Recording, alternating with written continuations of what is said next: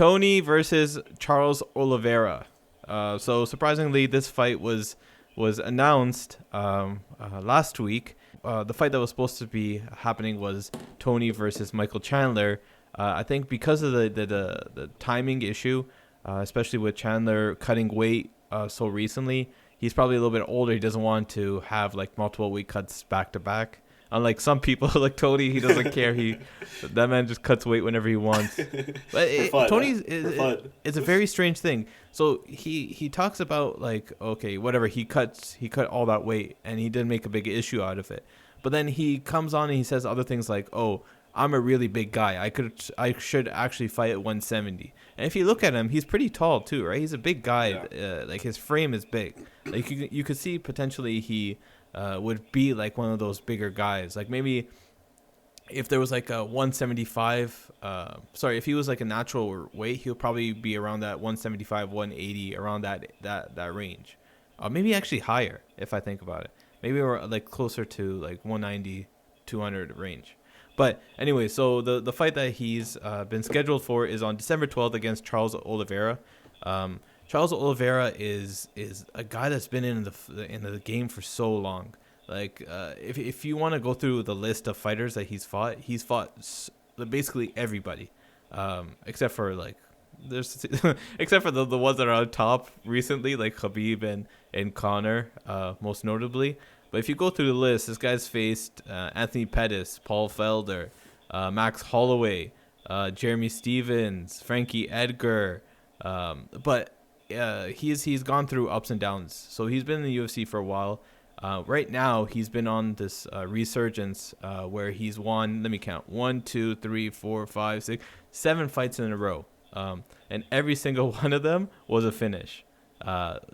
Submission, TKO, KO, submission. The most recent was Kevin Lee, where Kevin Lee went for a takedown. And as he's going in, he kind of got caught, similar to what like Kane got caught by Verdum, if you remember that, where he got caught in a guillotine.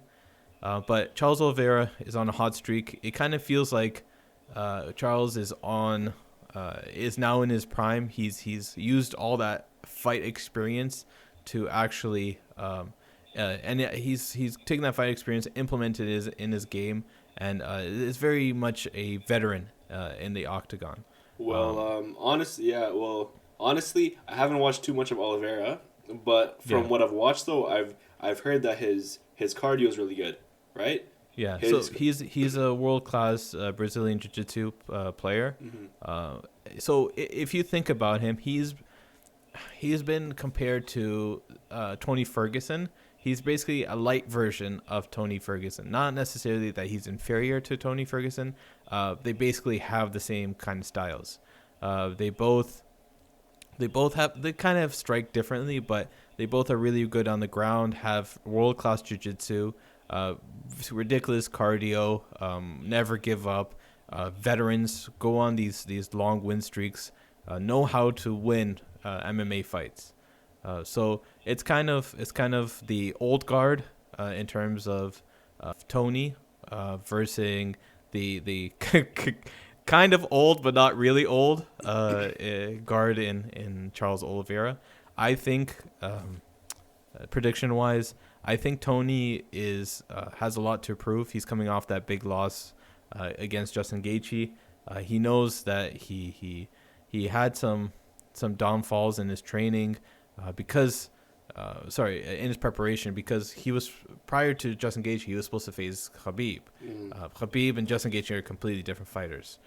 So I give some slack to Tony on that end. Plus, Tony came off a weight cut. He might for not no reason. For reason. I remember seeing it on his Instagram. He's a samurai. He's like, I'm gonna cut weight just for the mental edge, and then he drops it, and then he gains it back, and then he drops it again for the actual fight. It's a bit unprofessional, you know. But that's Tony. So some would say it was more professional than not cutting weight. Yeah. It might have been a scenario where maybe the UFC was involved and they wouldn't pay him fully unless they did that. But that stuff usually comes out, so probably not. I think I lean more towards Tony being more of a fundamentalist, right? Where he's like all about like the honor and prestige of like fighting and saying, you know what, I committed to cutting weight. I'm going to cut weight because this guy failed to come and show up for the fight. I'm going to do it even though he couldn't, right? Yeah. So I think I give a lot of slack to Tony on that end.